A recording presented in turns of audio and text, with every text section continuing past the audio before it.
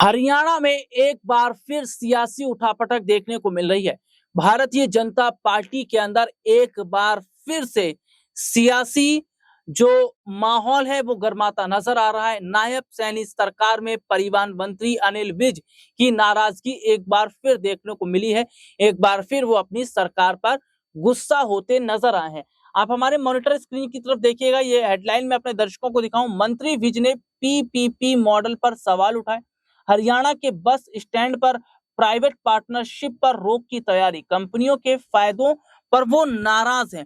तो एक और हम देख रहे हैं कि जहां जो निवेशक हैं उनको अपनी तरफ लाने की कोशिश नायब सिंह सैनी कर रहे हैं।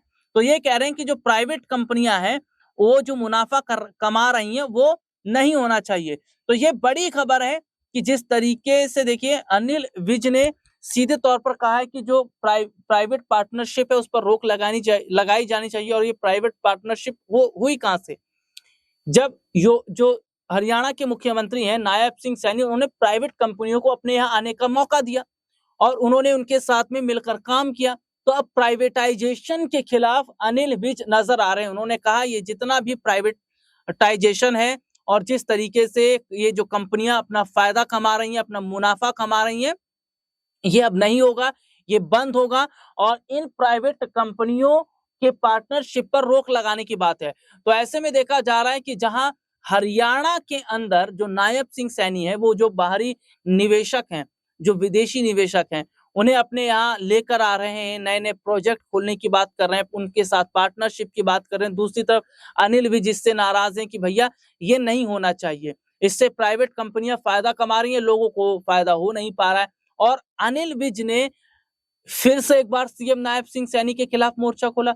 हाल ही में अंबाला का जब वो निरीक्षण करने गए थे अस्पतालों का, वहां पर मशीनें खराब थी, उस पर नाराज हुए थे। इससे पहले भी वो सरकार को घेर चुके हैं जब उन्हें कारण बताओ नोटिस जारी किया गया था। तो ऐसे में देखा जा रहा है कि राव इंद्रजीत के बाद दूसरा बड़ा चेहरा अनिल विज है, जो कि लगातार अपनी सरकार को घेर रहे हैं, लगातार अपनी सरकार पर हमला कर रहे हैं, लगातार नायब सिंह सैनी सरकार को घेरते नजर आ रहे। तो ऐसे में क्या नायब सिंह सैनी की सरकार खतरे में है? और क्या विज बार बार ये संकेत दे रहे हैं कि अब तो उन्हें बड़ा पद चाहिए, अब उन्हें बड़ी जिम्मेदारी चाहिए, ये छोटा सा परिवहन मंत्रालय से कुछ नहीं होगा? क्या वो डिप्टी सीएम की मांग कर रहे हैं?